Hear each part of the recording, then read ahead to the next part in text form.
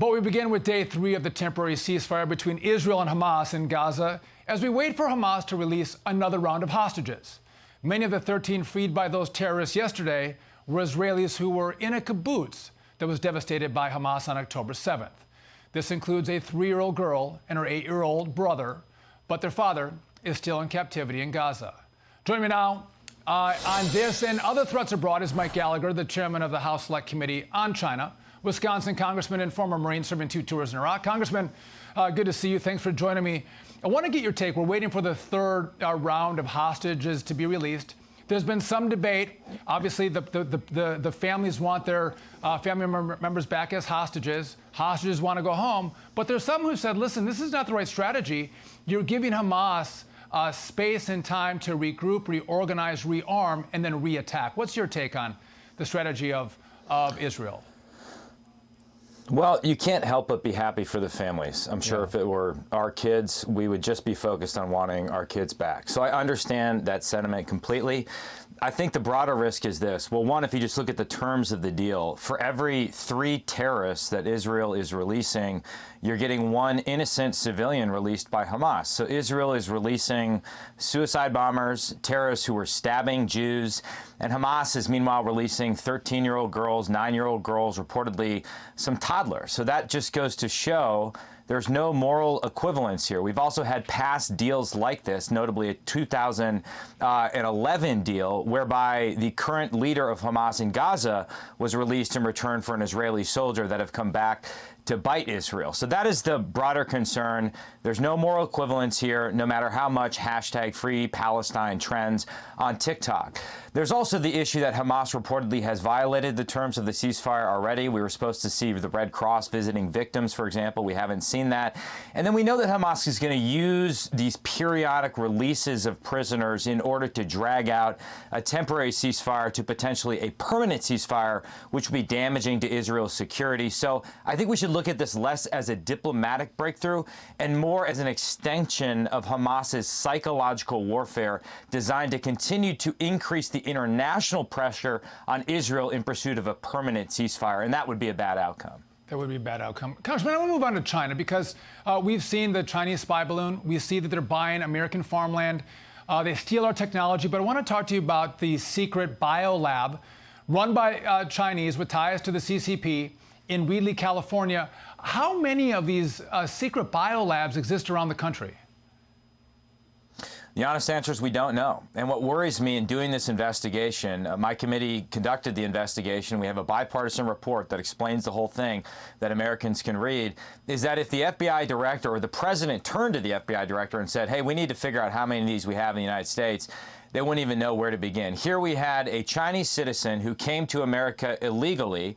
He was fleeing a $330 million judgment for intellectual property theft on behalf of the Chinese government. He set up this lab and he was buying dangerous pathogens, including Ebola, including tuberculosis, including HIV, online. So we have no tripwires in place, no safeguards in place in order to prevent potentially a hostile actor from buying dangerous pathogens in order to damage America. And then when the local officials found this, and it was all because a local building inspector saw a pipe sticking out of what was supposed to be an abandoned building, they called the FBI. The FBI said, well, we can't investigate because there's no ties to WMD, which is absurd. They called the CDC. The CDC hung up on them initially, and it wasn't until the local congressman got on the case that the CDC was forced to send a team to investigate, and that wasn't until many, many months later. So this has revealed a huge soft underbelly in our domestic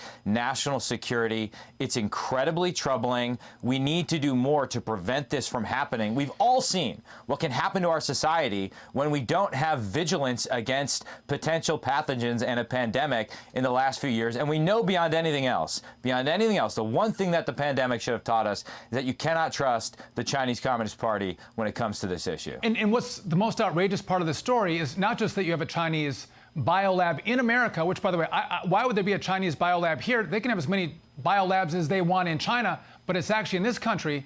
The fact that the CDC, Congressman, wouldn't go, of course, we're going to immediately, be on site the very next day to investigate how China could set up this lab have these kind of bio weapons in the lab. Instead, they hang up the phone and the FBI refuses to investigate as well. It begs the question, did the CDC or the FBI actually know this lab existed? Is that why they didn't come in and investigate? Well, based on our investigation, they did not know it existed until the local officials discovered it. So the local official, after seeing the pipe, went inside the building and saw a bunch of people in lab coats. Most of them were Chinese citizens, and there were all these vials that were labeled in Mandarin, eventually discovered to be even labeled Ebola or HIV. There was one case where there was a freezer. When the CDC finally did get there, there was a medical grade freezer, and inside were these sort of silver Ziploc bags.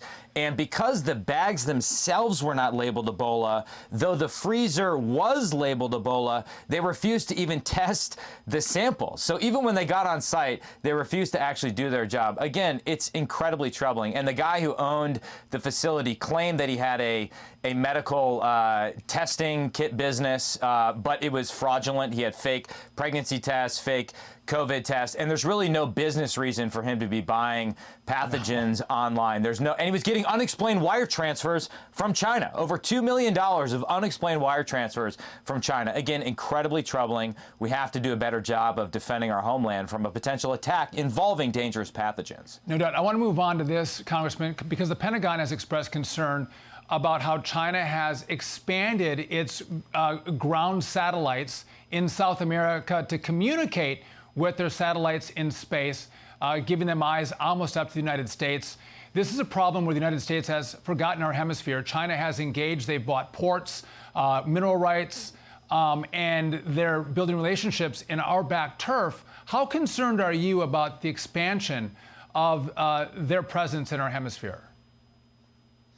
I'm incredibly concerned. It appears to me that after a couple decades of neglect, we've allowed the CCP to turn the Monroe Doctrine into the Mao Doctrine. And we've had multiple reports. You referenced them buying up port facilities. In terms of the smart cranes that they own, they have something like 90% of the global market share. A lot of that is concentrated in our own ports as well as in ports in South and Central America. We had the report last year of a massive potential spy base to be located in Cuba, and then reports like the one you just referenced. And of course, this phenomenon of sort of pink or leftist red governments popping up all over our southern hemisphere.